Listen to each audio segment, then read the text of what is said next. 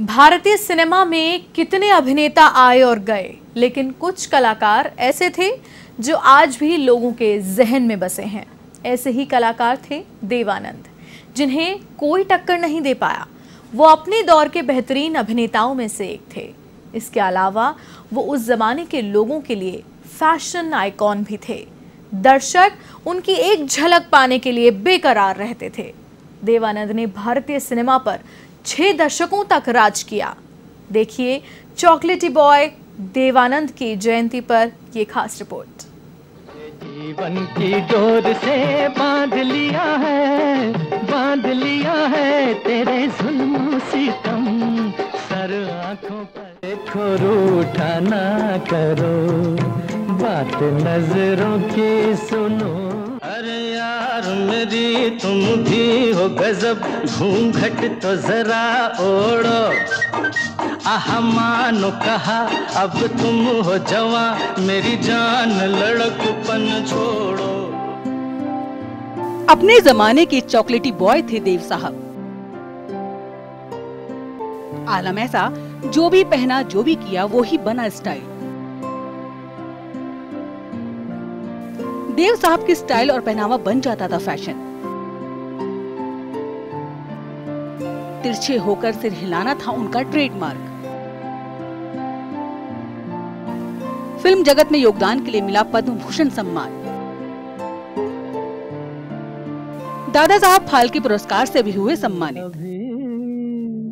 भरा नहीं अभी ना जाओ, छोड़ कर के दिल अभी भरा नहीं। देवानंद का पूरा नाम धर्म देवदत्त पिसोरीमल आनंद था। उनका जन्म 26 सितंबर 1923 में ब्रिटिश इंडिया के पंजाब के गुरदासपुर जिले की शकरगढ़ तहसील में हुआ था। देवानंद के पिता पिसोरीलाल आनंद गुरदासपुर के जाने माने वकील थे। देवानंद ने अंग्रेजी साहित्य में स्नातक की शिक्षा पूरी की। वो आगे भी पढ़ना चाहते थे, लेकिन उनके पिता ने साफ कह दिया कि यदि वो आगे पढ़ना चाहते हैं तो नौकरी कर लें। देवानंद ने निश्चय किया कि अगर नौकरी ही करनी है तो फिल्म इंडस्ट्री में किस्मत आजमाई जाए। वर्ष 1943 में अपने सपनों को साकार करने के लिए वो मुंबई पहुंचे। वर्ष 1945 में प्रदर्शित फिल्म हम एक हैं से बतौर अभिनेता देवानंद ने अपने सिने करियर की शुरुआत की। वर्ष 1948 में प्रदर्शित फिल्म जिद्दी देवानंद के फिल्मी करियर की पहली हिट फिल्म साबित हुई। इस फिल्म की कामयाबी के बाद उन्होंने फिल्म निर्माण के क्षेत्र में कदम रखा और नवकेतन बैनर की स्थापना की। और दे जाते हैं यादें तन्हाई में तड़पाने को। देखिए, देवानंद की गिनती हिंदी सिनेमा के उन कलाकारों में होती है जिन्हें हम लोग सही अर्थों में लेजेंडरी एक्टर कहते हैं। अब जब हम लेजेंडरी की जब बात करते हैं तो देवानंद उन बहुत थोड़े से कलाकारों में हैं जो सही अर्थों में लेजेंडरी थे। चाहे वो फिल्म मेकिंग की बात हो, फिल्म की स्क्रिप्ट की बात हो, फिल्म की कहानी किस तरह की है, कलाकारों का चयन, इन तमाम पैरामीटर्स पे हम देखते हैं कि देवानंद सबसे आगे खड़े नज़र आते हैं। करीब करीब 60 साल उन्होंने फिल्म इंडस्ट्री को दिए और तमाम फिल्में उन्होंने इस दौरान बनाई, बहुत सी चर्चित रही, बहुत हिट रही। और जो आखिरी वक्फा उनका था, हालांकि वो ज़्यादातर फिल्में सफल नहीं हो पाई, इसके बावजूद हम देखते हैं कि देवानंद ने अपने वक्त से आगे के कथानक को लेकर फिल्में बनाई। फिल्म अवसर के निर्माण के दौरान देवानंद का झुकाव फिल्म अभिनेत्री सुरैया की ओर हो गया था। शूटिंग के दौरान हुए एक हादसे में उन्होंने सुरैया को डूबने से भी बचाया। इसके बाद सुरैया देवानंद से बेइंतहा मोहब्बत करने लगी, लेकिन सुरैया की नानी की इजाजत नहीं मिलने से ये जोड़ी परवान न चढ़ सकी। वर्ष 1954 में देवानंद ने उस जमाने की मशहूर अभिनेत्री कल्पना कार्तिक से शादी कर ली।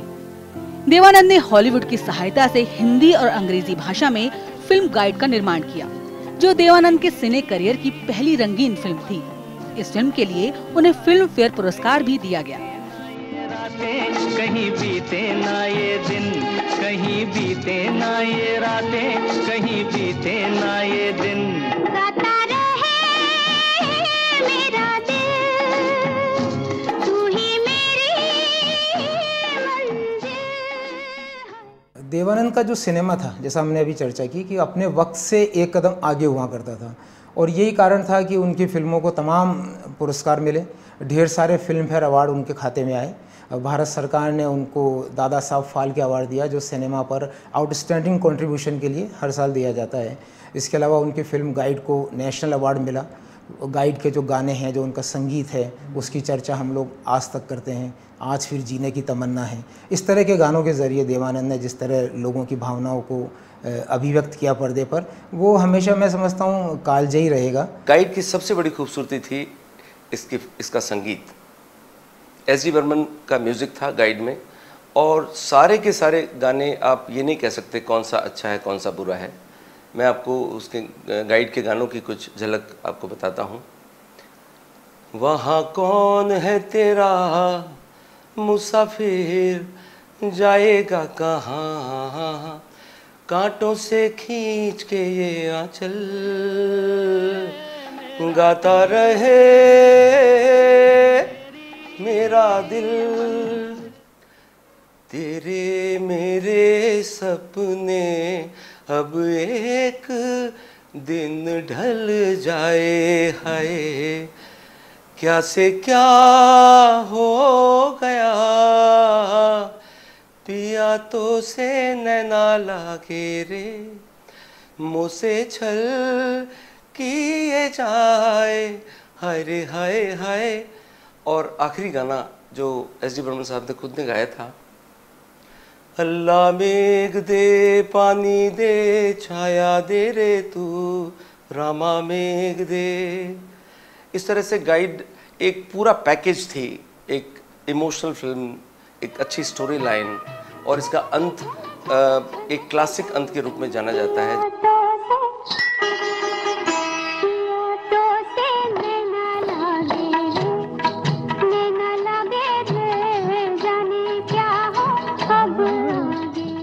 होगा यूं नशा जो तैयार, वो प्यार है शोखियों में घोला जाए फूलों का शबाब, उसमें फिर मिलाई जाए थोड़ी सी शराब। होगा यूं नशा जो तैयार, वो प्यार है। देवानंद के हिट फिल्मों के साथ साथ लोगों में उनकी दीवानगी भी बहुत थी। देवानंद के स्टाइल और उनके पहनावे को लोग कॉपी करने लगे। देवानंद को सिनेमा का पहला चॉकलेटी नायक होने का गौरव भी मिला। उनकी लोकप्रियता का आलम ये था कि उन्होंने जो भी पहना, जो भी किया, वो एक स्टाइल में तब्दील हो गया। देवानंद जैसे आइकॉनिक गाने शायद ही दूसरे अभिनेताओं को भी मिले हों। वे गाने जिनमें फिलॉसफी थी, रोमांस था, प्रेम था, शरारतें थी, हंसी ठिठोली भी, अवसाद था, विरह था और अनेकों भाव थे। क्यों नैन तेरे झुक जाते हैं, तुम कहना इनकी आदत है, ये नैन यूं ही शर्माते हैं, तुम लोगों से ये ना कहना, सांवरिया से लागे नैना। गाइड की अलावा हम बात करें ज्वेल थीफ, एक ही फिल्म में इतने नगीने होना, वो देवानंद साहब के नवकेतन प्रोडक्शन का ही बस था, जिसमें रफ़ी, किशोर, आशा, लता चारों पूरा पार्टिसिपेट करते थे। देवानंद साहब को अभिनय के लिए 2 बार फिल्म फेयर पुरस्कार से सम्मानित किया गया। वर्ष 2001 में एक और जहां देवानंद को भारत सरकार की तरफ से पद्म भूषण सम्मान प्राप्त हुआ, वहीं 2002 में हिंदी सिनेमा में महत्वपूर्ण योगदान को देखते हुए उन्हें दादा साहब फाल्के पुरस्कार से सम्मानित किया गया। अपनी निर्मित फिल्मों से दर्शकों के दिलों में खास जगह बनाने वाले महान फिल्मकार देवानंद 3 दिसंबर 2011 को इस दुनिया को अलविदा कह गए। Bureau report, A1 TV, Jaipur. ना ना ना ना ऐसे नहीं, धीरे धीरे चुपके चुपके डालो